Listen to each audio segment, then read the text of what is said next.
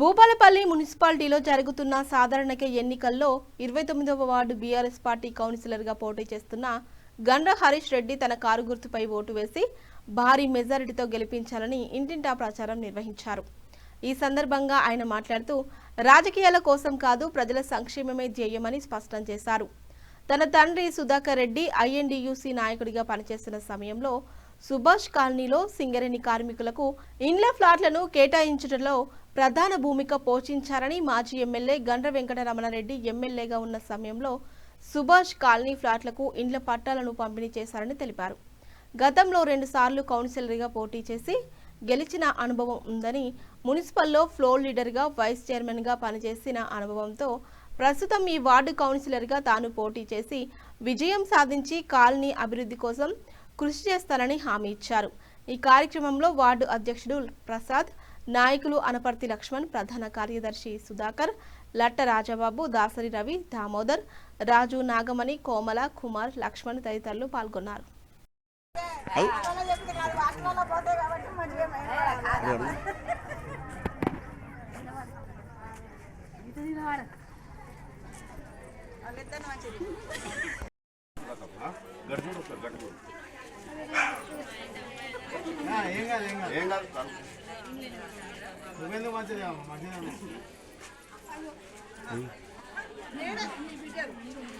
Car గుర్తుకు ఓటేయమ్మా, తప్పకుండా మర్చిపోవద్దు.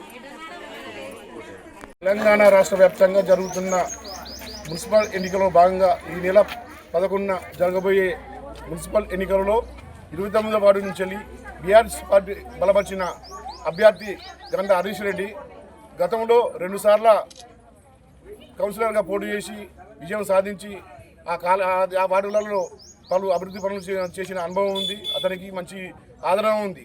అదే ప్రకారంగా మరియు మళ్ళా ఈ భూపాలపల్లిలోని 29వ వార్డు మరియు 10వ వార్డు నుంచి వెళ్ళి పోటీ వాళ్ళ భార్య 10వ వార్డు నుంచి వెళ్ళి భార్య శోభ పోటీ చేస్తుంది. ఇది 29వ వార్డు నుంచి వెళ్ళి గండ్ర హరీష్ రెడ్డి పోటీ చేస్తున్నారు బీఆర్ఎస్ పార్టీ నుంచి వెళ్ళి.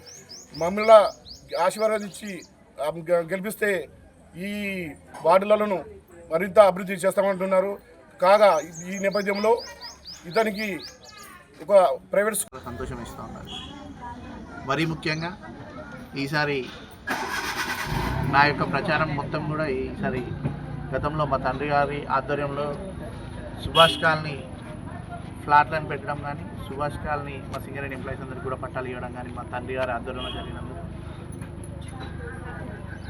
వారి పేరు ఇంకా ఏదైతే సుధాకర్ రెడ్డి అంటే ఇంకా పేరు ఇంకా ఎక్కువ అయ్యే విధంగా నా యొక్క ప్రాతినిధ్యం ఉంటుంది.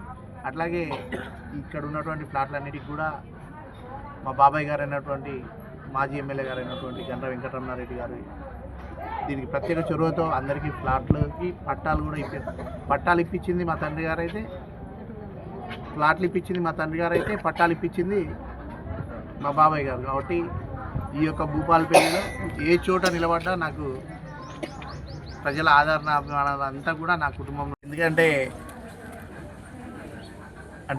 మా తండ్రి గారికి ఒక కోరిక ఉండేది.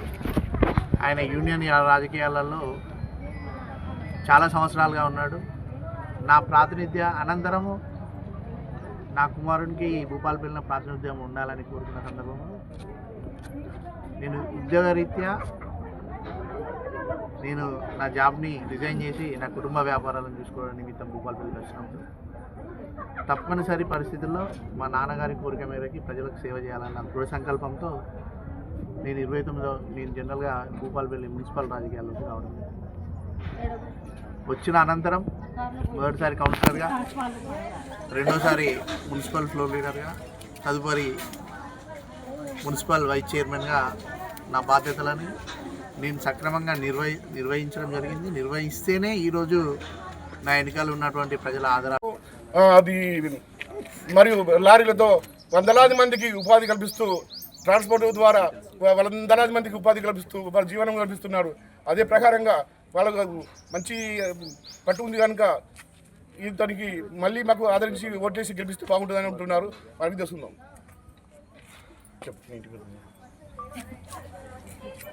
నా పేరు హరీష్ రెడ్డి అండి. నా పేరు హరీష్ రెడ్డి. నేను 29వ వార్డు అభ్యర్థిగా పోటీ చేస్తూ ఉన్నాను బీఆర్ఎస్ పార్టీ నుండి. నేను గతంలో 2వ వార్డు, లాస్ట్ ఇయర్ 27వ వార్డు, అంటే గతంలో 2వ వార్డు అంటే ఇప్పుడు 18వ వార్డు నుండి గతంలో నిలబడి ప్రజల ఆదరాభిమానాలతో రెండోసారి ఇప్పుడు మళ్ళీ ప్రజల ఆదరాభిమానాలతో మూడోసారి 29వ వార్డులో ప్రజల ఆశీస్సులకై కాంగ్రెస్ నాయకుడు ఎవరైతే డబుల్ బెడ్రూమ్లు, ఇందిరమ్మ ఇల్లులు అని వసూలు చేసిందో పైసలు, అతడితో ఈ భూపాల్ మన 29వ వార్డులో ఉన్న ప్రజలందరి కాళ్ళు నాకు తప్పైందని మొక్కిచ్చే బాధ్యత నేనే స్వీకరిస్తాను. దానికి పూర్తిగా క్రెడిట్ నాది. నన్ను నిలబెట్టినటువంటి మా నాయకుడు రమణారెడ్డి సార్ దాన్ని మరొకసారి తెలియజేస్తాం.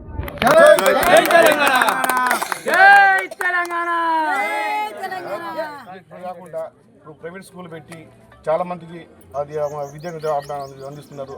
అదే ప్రకారంగా ట్రాన్స్పోర్ట్ ద్వారా, పెట్రోల్ బంక్ ద్వారా, లారీల ద్వారా చాలా మందికి ఉపాధి కల్పిస్తున్నారు. ఎంతమందికి చేస్తున్నారు చెప్పండి. అంటే మా కుటుంబం ద్వారా సుమారు 200 మంది ప్రత్యక్షంగా కానీ పరోక్షంగా కానీ ఉపాధి పొందుతూ ఉన్నారు. అదంతా కూడా మా తండ్రి గారు చదివే, నాకేం సంబంధం లేదు దాని గురించి. నేను కేవలం వృత్తిరీత్యా ఓన్లీ నేను ఒక పెట్రోల్ బంక్ నిర్వహిస్తుంటాను. గెలుస్తారని అంటున్నారు నరేంద్ర స్టార్ 9 న్యూస్.